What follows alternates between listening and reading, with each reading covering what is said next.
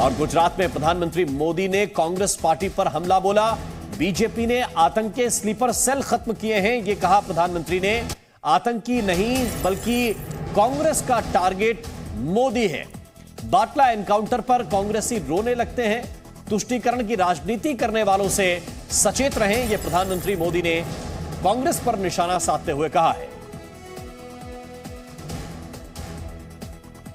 कल देश और दुनिया ने 26 नवंबर आतंकी हमले के शहीदों को श्रद्धांजलि दी है।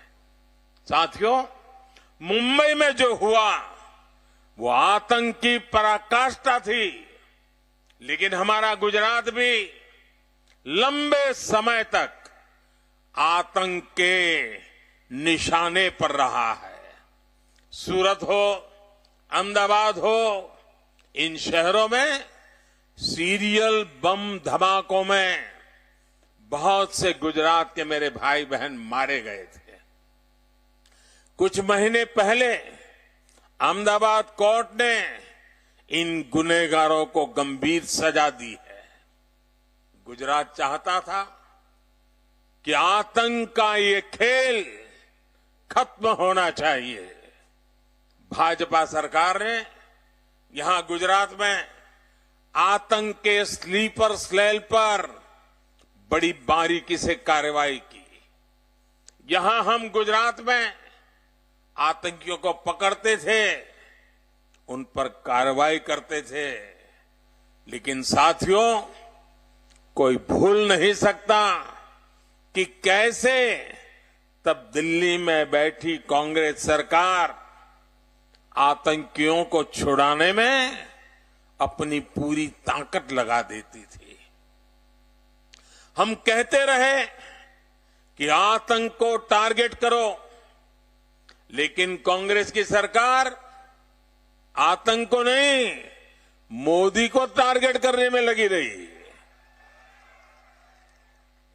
परिणाम यह हुआ कि आतंकियों के हौसले बढ़ते गए।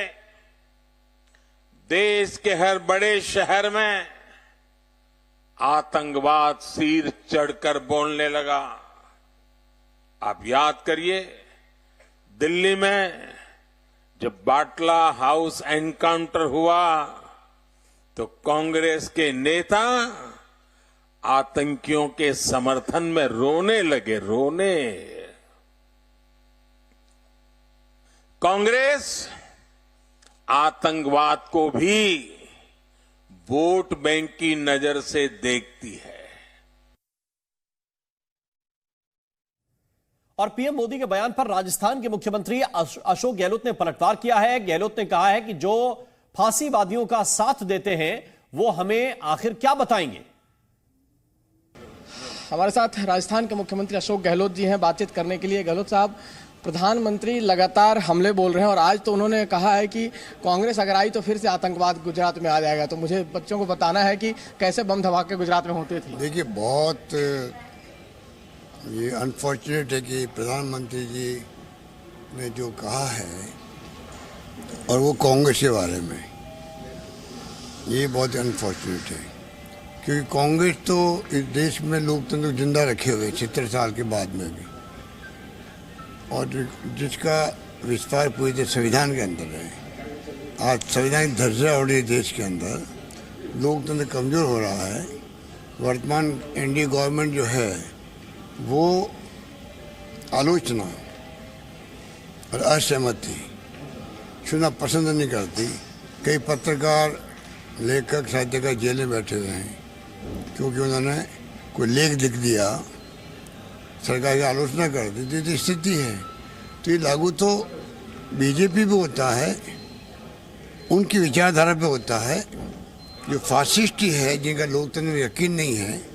कांग्रेस ने तो इंदिरा गांधी जी शहीद हो गई है आतंकवाद का मुकाबला करते करते, तो देश को एक रखा, अखंड रखा। क्या मोदी जी और अमित शाह जी भूल गए इस बात को कि किसने देश को एक अखंड रखा है? इंदिरा जी जान चली गई, राजीव गांधी शहीद हो गए। ये कांग्रेस है जिसका त्याग बलिदान का लंबा इतिहास है, कुर्बानी का, आजादी के पहले का भी। वो हमें क्या बताएंगे। और रवि त्रिपाठी इस वक्त हमारे साथ जुड़े हुए हैं। रवि, एक बार फिर से क्या बाटला का मुद्दा तेज होगा, इस पर राजनीति तेज होगी?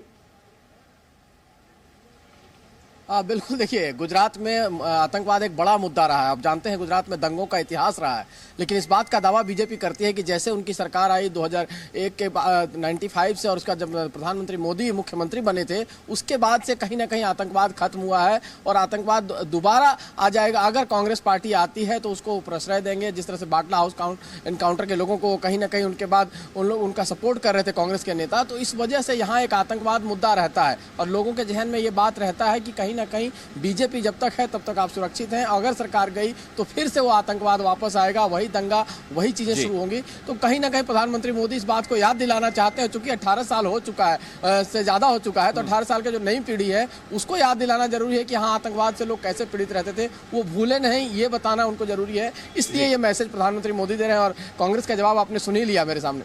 बिल्कुल, बहुत बहुत शुक्रिया, बहुत बहुत धन्यवाद रवि त्रिपाठी आपका इस पूरे अपडेट के लिए, पूरी जानकारी के लिए।